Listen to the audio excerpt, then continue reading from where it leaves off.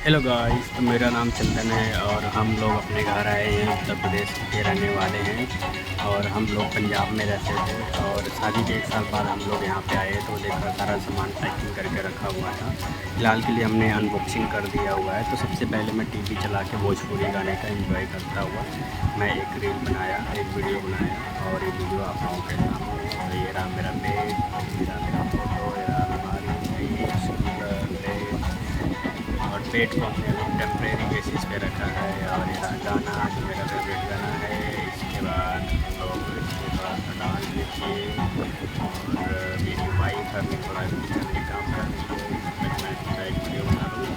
और अभी के लिए दोस्त मैं इतना ही बताना चाहता हूँ कि बस हमारी शादी हो गई है और बहुत अच्छे से हम लोग खुश हैं। मैं एक वीडियो बनाया हूँ, वीडियो मेरा ये है, मेरे को कुछ बनाने नहीं आता, कुछ करने नहीं आता। मेरा एक ऑफिशियल चैनल है, इसी को आप लोग सब्सक्राइब करो, फॉलो करो, सपोर्ट करो ताकि हम लोग भी अच्छे क्रिएटर